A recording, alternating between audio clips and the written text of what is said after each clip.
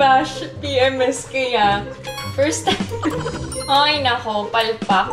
Ay, parang champurado. Nasobrahan yata talaga sa gata. Annyeong! Hi everyone! Welcome back to my channel. This is Pinay Mom in South Korea. Nakalimutan ko yung intro ko again. Cut! Annyeong! Hi everyone! Welcome back to my channel. This is Pinay Mom in South Korea. And for today's video, you have to cook with me. It's Good Friday today and I'm sure sa atin sa Philippines, madaming magluluto ng pang Semana Santa na pagkain. Kaya naman, naisip ko this year, try ko yung tradition natin sa Philippines kapag mahal na araw. So, I decided to prepare pansit bihon, pero hindi karne yung ilalagay kong rekado. Wow, Tagalog no, rekado. Parang ngayon ko lang nagamit yung word na rekado sa buong pag-vlog ko. Anyway, ang ilalagay ko ay shrimp and fish cake. Kasi bawal ang karne, diba? Although, simula nang dumating ako dito sa Korea, hindi na talaga namin pinapractice yung mahal na araw kasi ako lang ang Katoliko dito sa pamilya namin. And nakasanayan ko na din na Korean style. And syempre, hindi rin mawawala ang biko. So, first time ko magluluto ng biko today sa buong buhay ko. Sana magustuhan ng Korean family ko yung ihahanda ko para sa dinner namin. Yes, dinner namin yun. Ayun, hindi to a day in my life. Cooking lang tayo to netizens. Kanina, sinain ko na yung malagkit para hindi ko na gagawin kasi medyo matagal magsaing eh. It will take some time. Habang hindi pa naluluto yung malagkit na sinain ko, magta-transfer muna pala ako ng bigas. Yun yung nakuha namin sa farm last time. Yes, may bigas na kami. Tapos nilalagay ko sa kimchi refrigerator ang bigas para hindi magkaroon ng mold growth and mas matagal yung moist ng rice grain. So, 20 kilos ang bigas na to. Sobrang laking bagay na hindi kami bumibili ng bigas.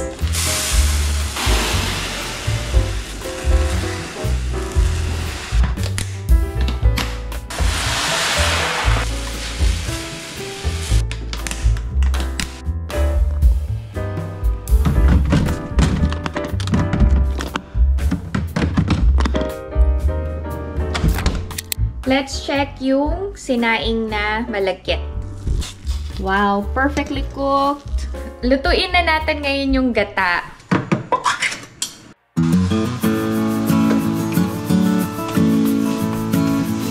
Since it's Holy Week, pahinga tayo sa mga gawaing bahay.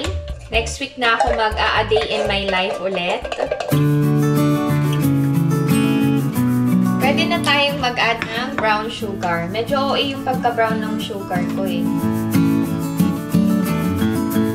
Konti lang talaga yung gagawin kong biko. Good for us lang. Gagawa ako ng latte. Pang top lang sa biko, no? Yes, tama. Tama ako. First time ko talaga magluluto nitong biko. Sa atin ba, sa Philippines, saang lugar yung pinakamagaling magluto? Sabi kasi nila yung mga taga-Pampanga, mga kabalen. Totoo ba yun? Masarap magluto mga Kapampangan. So, ito yung gata. Ay, mali ako. Dapat pala hindi ko muna nilagay yung asukal. Dapat medyo pinakulo ko muna yung gata. Sige, pwede na. Maglagay ako ng vanilla extract. Bango na. Pwede na natin ilagay yung sinaing. Ay, parang ang onti nung sinaing. Nasunog. Ang tagal ko kasi hindi na nagluto sa kaldero. Dapat half cook lang to eh. Okay, lagay na natin. Wala, parang naging champurado yung biko. Ganito ba to? Naku, don't bash PMS kaya. First time. Ay, nako, palpak. Ay, parang champurado. Nasobrahan yata talaga sa gata. Habang hinihintay ko yung latek, mag-slice na ako ng ingredients for pansit bihon. May slicer ako, pero tinatamad akong gamitin. Parang pangit tignan ng gayat, no? Pag hindi pantay-pantay. Pero sige, pwede na to. Madadigest naman to sa bituka natin. Tatanggapin naman ng bituka natin kahit hindi pantay-pantay yung hiwa, no? May mga tao talaga na very particular sa hiwa and gayat eh. Ako kasi hindi. Kung ano lang yung kaya ng powers ko, yun na. Kayo, anong hinandaan nyo today? Pero once in a while, okay din na hindi tayo nagkakarne, no? Ako hindi ako mahilig sa karne. Mas gusto ko gulay. Tapos nung bata ako, alam nyo, hindi talaga ako kumakain ng gulay. Kumain na lang ako ng gulay nung nagtatrabaho na ako. Then yung garlic. Matagal din palang gumawa ng latik kasi low heat. Hindi pa namumuo yung gata. Hindi holiday ang Holy Week dito sa Korea. Ordinary days. Sa atin, diba, Wednesday pa lang yata holiday na. Tapos, ang dami nang nagsisiuwian sa probinsya, no? Traffic na naman. Naalala ko, no? Unang-una kong beses na nagluto ng pansit. Nilagyan ko ng petsa yung pansit ko. Nabash kaya ako dun. Bakit daw may petsa yung pansit? Bakit nga ba? Kasi may available na pechay nun. So, nilagay ko na lang kung ano yung gulay sa ref. Pwede naman eh. Gulay pa rin naman yun. Wala yatang mabubuong dito, latik ka. Pag first time mo talaga, no, nangangapa ka. I thought I'm already good at cooking. Not bad. Medyo luksak lang yung malagkit. Dapat pala half cook. Tsaka hindi ako marunong magsaing sa kasirola kasi. Nasanay ako sa rice cooker. I think okay lang din naman yung first try ko cooking biko. Malagkit-lagkit yung biko. Malamang kasi malagkit yung gamit, hindi bigas. Okay, done na. Yung latik na lang. Meron kaya ako mabubuong latik dito? Parang wala.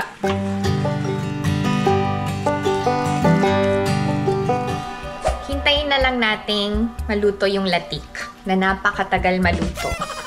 Tapos mukhang wala pang maluluto. Ay, meron na. Ayan, nakikita ko na. May mga curves na.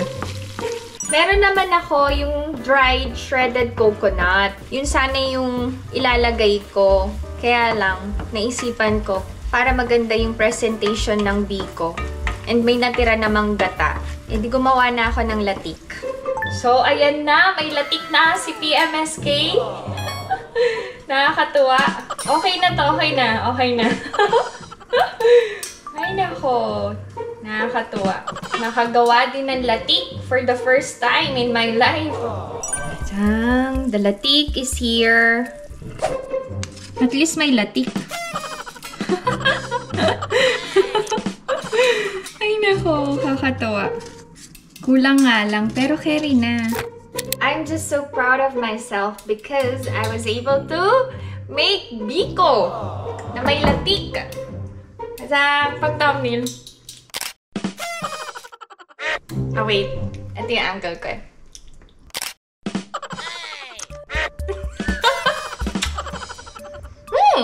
Amoy biko. Nice. Very good ako today talaga. Thank you, Lord. This time, magluluto na tayo ng pansit bihon. Ano tawag? Seafood pansit bihon. Okay. Okay. Magluto na tayo ng pansit bihon. Pagsamahin ko na yung sibuyas at bawang.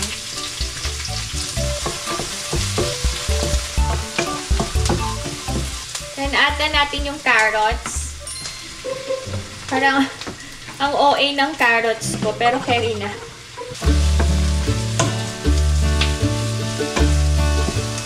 Okay, pwede na nating ilagay yung shrimp. OA ng shrimp, no? Nilahat ko na lang yung isang pack. Timplahan natin ng oyster sauce. Wow! May pa-oyster sauce na ako. Earth salt and pepper. Sana masarap. Tapos, lagay ko na yung fish cake. Konti na lang pala yung naiwan sa ref. Carry na. Then, we can add the repolyo na.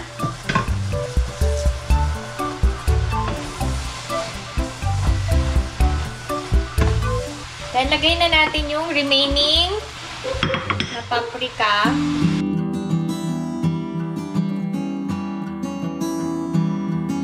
Okay, done. Gawa ako ng broth. Lagay na tayo ng soy sauce. And yung pinaka-bihon. Ay, naku, napaka-OA yata ng soy sauce. Ang dami. Paano ba to? Itong chopsticks na to, ginagamit pang prito-prito. Mahaba din para hindi matalansikan ng mantika. Ayan.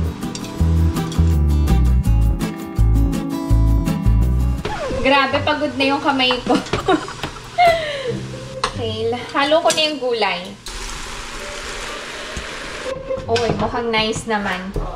Uy, parang okay yung luto ko ng bihon ngayon. Mas marami yung gulay.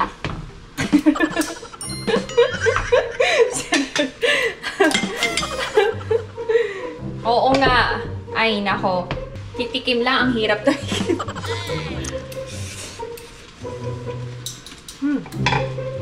Okay na. Kulang lang ng paminta. Dan, ang seafood pansit bihon. May shrimp lang seafood na yun. May fish cake din to, ah. Not bad. Kami muna ni Izun yung kakain ng dinner.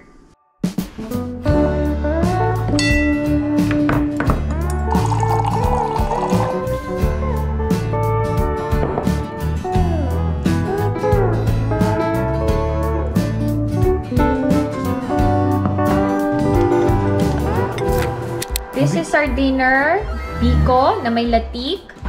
Seafood bihon. Tapos bumili lang ako ng cheese bread. Yan, yan. May cheese yan sa loob. Yan.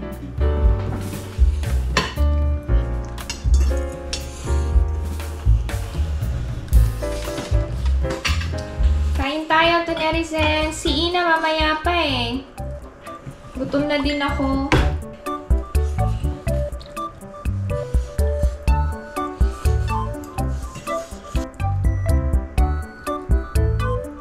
알프 얇아 잘 먹습니다. Masarap. In fairness. Kain ako, nagugutom talaga ako. Ay, kakain pa pala ako ng biko. Ay.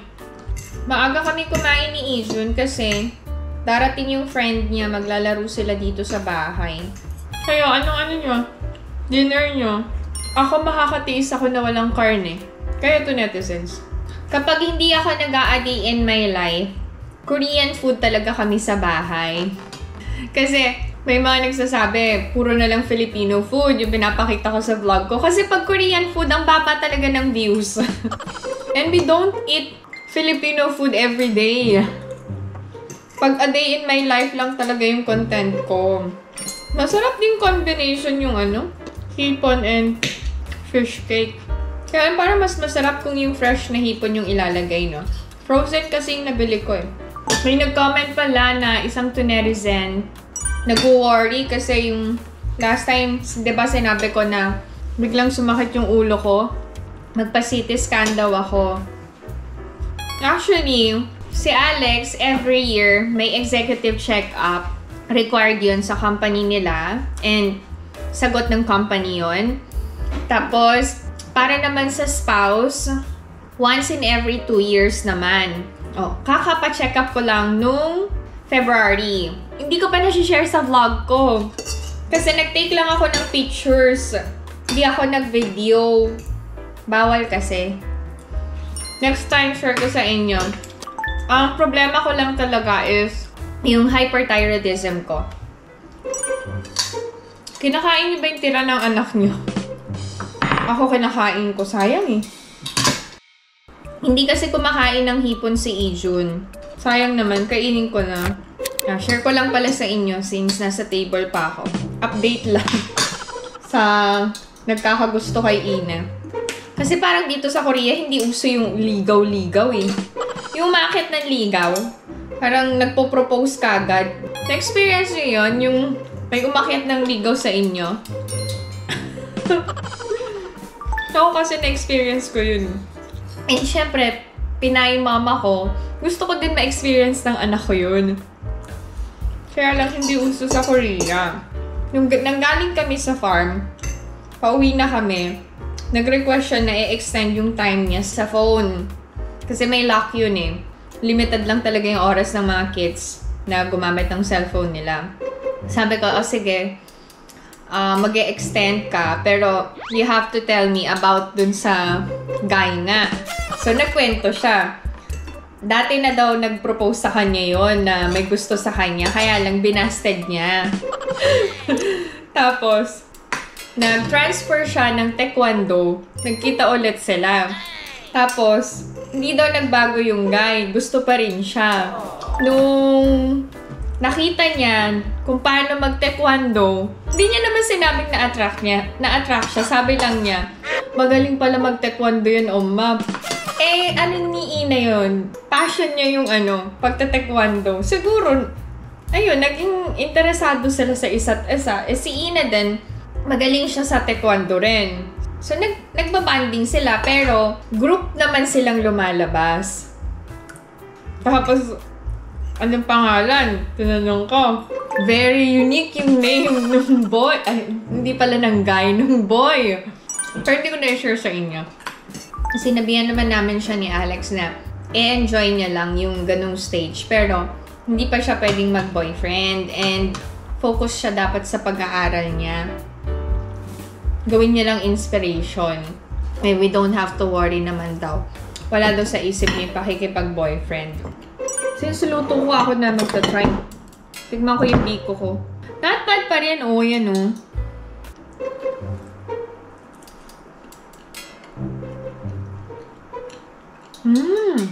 Masarap yung pagkakaluto ko ah. Hindi ganun katamis ah. Check ko nga yung may latik.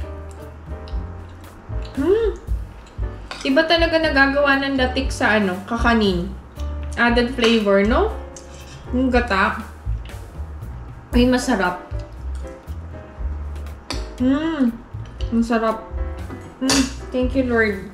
Masarap yung luto ko ngayon. Kailangan talaga may palakpak. Tsaka may Hindi, walang biro to netizens.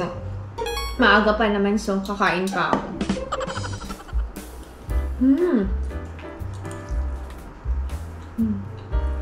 Nakala ko hindi masarap yung biko. Although tinikman ko kanina, masarap naman. Mas masarap ngayon pala. Pag na-cool down na. Buti nakagawa ako ng latik.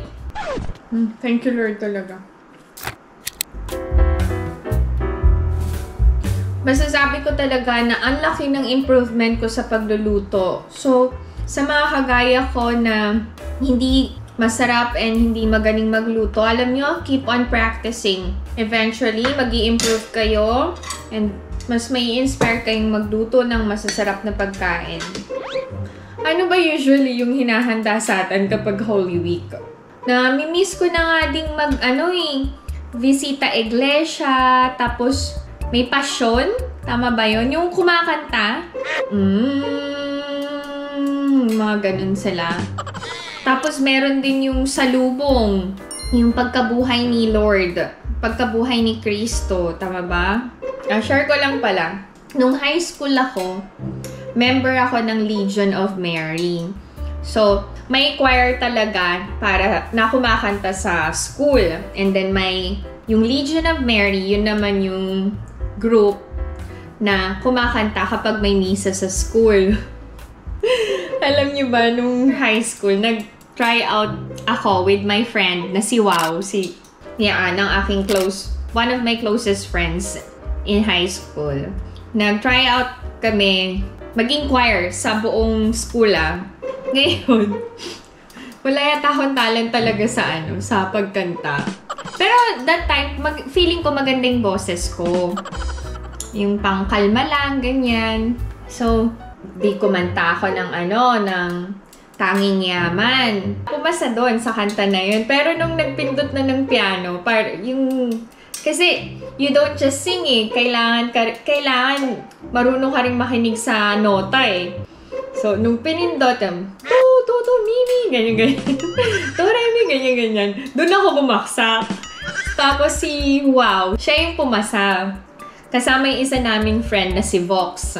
Alam niyo yung boses nila, pag yung natural voice nila, hindi naman kagandahan. Pero pumasa sila sa choir. So, sila yung naging choir members. And then ako, napasok ako sa Legion of Mary. Doon ako kumanta naman pag may misa. Siguro pang hanggang lang talaga. Pang misa lang yung boses ko.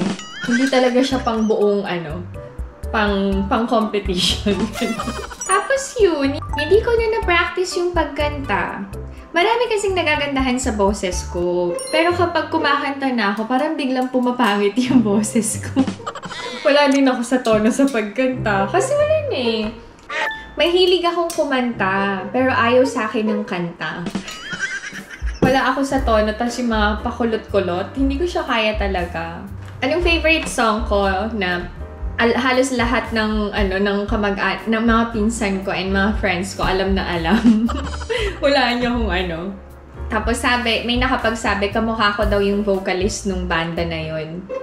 Ang favorite song ko is Turete. Kanina ko pa hinihintay si Ina, kaya ako nakikipagchikahan sa inyo to netizens. Para sana isang ligpitan na lang. But, I think my daughter is going to be late tonight. So, magligpit na ako. Konti lang naman to.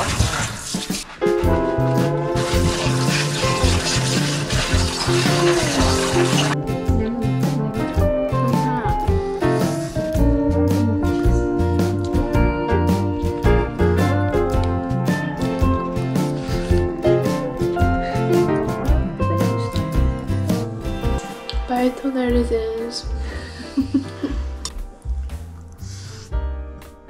Thank you so much to netizens sa pagsasama sa akin sa pagluto today.